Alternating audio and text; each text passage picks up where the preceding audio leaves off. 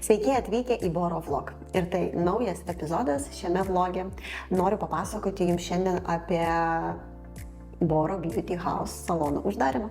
Kadangi buvo labai daug klausimų, tai suprantu, kad privalau atsakyti jums į juos, tam, kad papasakoti, su kuo aš susidariau, su kokiais iššūkiais, kokie buvo sunkumai. Ir manau, kad mano istorija bus tokia kaip ne tik kad motyvacija, bet aplamai visi, kurie nori atidaryti saloną, turi suprasti, su kokiom problemom jie gali susidurti ir kad nėra viskas taip rožėmis klota ir kad tai tikrai nėra lengvas verslas. Nepamirškite prenumeruoti šį kanalą. Jeigu jums ir jūsų pažįstamiems ši informacija irgi bus įdomi, būtinai pasidalinkite. Kodėl uždarome Boro Beauty House saloną? Paprastai, visus 2 metus, kol mes gyvavome, mes vis laik patyrėme nuostolius. Jie buvo skirtingi. Ir 5, ir 7, ir 2500 eurų į mėnesį. Kadangi mes labai viską gerai skaičiavome, mes viską labai gerai analizavome ir mes išskaičiavome, žinote, iki paskutinio gramo cukraus ir kavos, tai mes tikrai žinojome, kiek mes užsidirbame arba kiek mes patyrėme nuostolių. Taigi tas sprendimas buvo priimtas tam, kad toliau neiti į tą nuostolį. Taip, jis yra sunkus ir gal nelabai lengvas, nes mes labai norėjome šitą projektą, bet taip toliau mes tikrai negalime dirbti, nes nėra prasmės, paprasčiausiai verslas turi nešti pelną, pajamas, o jeigu jisai neneša, tai nėra jau verslas. Kokie buvo didžiausi iššūkiai valdant šitą verslą? Tai kas liečia marketingo, kas liečia pasiruošimo, visko, tai nebuvo sunku. Aš jau verslauju jau 10 metų ir žinau, kaip prieiti prie naujo verslo, tik mes neįvertinom vieno, kad bus problema su darbuotojais. Ir ta problema buvo visą laiką, jų pastoviai nepakako, nes tas high levelis, kurį mes, taip žinote, norėjome išlaikyti, jam išlaikyti reikėjo tikrai kvalifikuotų specialistų. Ir arba tie specialistai laikui bėgant išeidavo, arba būdavo tokių situacijų, kad sakydavo, aš jau pavargau, labai daug darbo, aš noriu pailsėti, arba aš noriu mažiau dirbti. Na ir taip realiai, jeigu vertinti paskutinį laikotarpį, iš 7 darbuotojų, mes pilnu etatu turėjom tik tai 2, o visi likusiai dirbo po pusę, tai galima pasakyti, kad jeigu iš tų, kur liko 5, jos padalinti per 2, nes realiai mes tik turėjom 4 darbuotojus, kurie dirbo pilnu etatu. O mes jų turėjom turėti 8 arba 10. Tai mes visą laiką, mums nepakakdavo padaryti tos apyvartos, kuri buvo reikalinga tam kitą išlaikyti saloną. O išlaikymas salono mums kiekvieną mėnesį kainavo 20 000 eurų. Dar irgi buvo klausimas, ar galėjo mums ekonominė kažkokia situacija rinkoje irgi paveikti mūsų verslą. Tai tikrai ne. Turbūt čia yra tas sritis, kur moteris visada gražinsis ir manikiūras, plaukai visada yra reikalingi. Gal moteris ieškos už kokią kainą ir net kadangi mes turėjom aukštesnį rinkos kainą negu kiti salonai, mes niekad neturėjom problemų su klientais.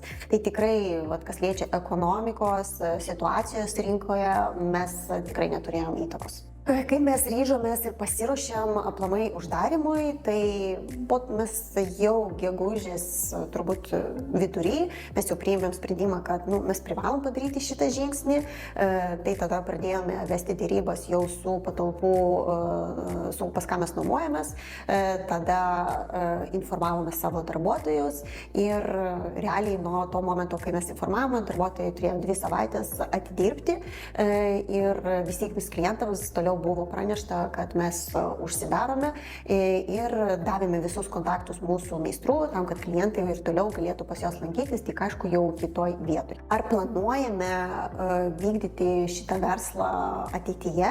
Manau, kad ne. Verslas šitas neatneša tokios finansinės naudos, kaip, pavyzdžiui, mokymų vedimas arba kosmetikos pardavimas. Tai mes šios minties atsisakome ir ateičiai. Gal kada nors kažkas pasikeis rinkoje, tai gal tada, bet šiuo momentu tai tikrai ne. Ir aplamai mes matome rinkoje dabar tendenciją, kad labai daug yra parduodama grožio salonų, reiškia, tą patį požiūrį turime ne tik mes, bet ir kiti salonų savininkai. Nebent bet tas salonas turėtų būti ne toks didelis kaip mūsų, o mini kažkokia versija, kur, žinote, kiekvienas kvadratinis metras išnaudotas, kad sumažinti nuomos kainą, nes pas mus nuoma kainavo 5000 eurų ir arba eiti į mažesnės patalpas reikia, kur mažesnė bus nuoma, na arba tu perki tas 100 arba 50 kvadratinių metrų patalpas, pasidarai remontą ir moki tik tai kreditą ir tada kažkaip funkcionuoja gal. Gal tokiu atveju taip, bet aš manau, kad tendencija bus, kad dideli salonai, didžiuliai, jie vis dėlto mirs po truputį rinkoje ir rinka pasikeis į tokius mažesnius saloniukus, kabinetus, nes vis tiek mes matome tendenciją, kad nagų meistrai vis dėlto norėtų dirbti patys savo, būti patys savo vadovai, planuoti savo laiką, negu dirbti kažkam. Kokie būtų patarimai tiems, kurie planuoja atidaryti grožio saloną, būtinai viską labai įsivertinkite. Manau, kuo toliau to bus problema su įdarbinimu žmonių procentui, vis dėlto turbūt nuoma ima tą viršų ir žmonės nori patys savo būti vadovais. Mano požiūris turbūt būtų į grožio salonų veiklą, kad reikia jį truputį daryti kitaip, kabinetai, nuomai. Ir tikrai ta nuoma negali būti labai juokinga, apie 100 kažkiek ten arba 200 kažkiek eurų.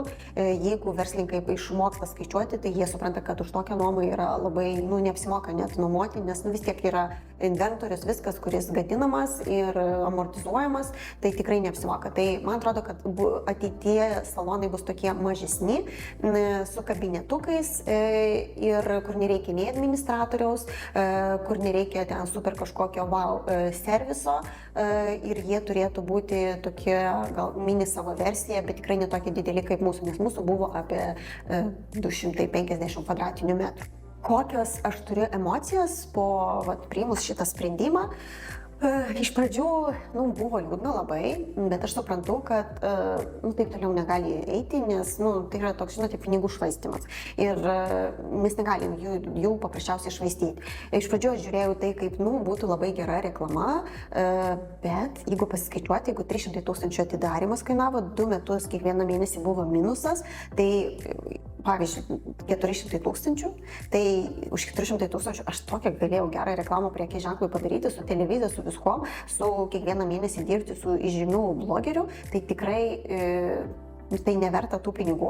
Tai geriau tikrai investuoti buvo į reklamą, negu kurti saloną ir galvoti, kad tai bus reklama. Šiandien buvo savęs irgi toksai raminimas, čia reklama, nes ir platintojai visi sakė, kad taip, jiems tai duoda irgi populiarumo, prekės ženklui duoda populiarumo Victoria Boro Cosmetics, bet jeigu finansiškai vertinti, kokį už tos pinigus galima buvo padaryti naudą prekės ženklui, tai vis dėlto tikrai čia nebuvo ta reklama, kurią galima buvo gauti.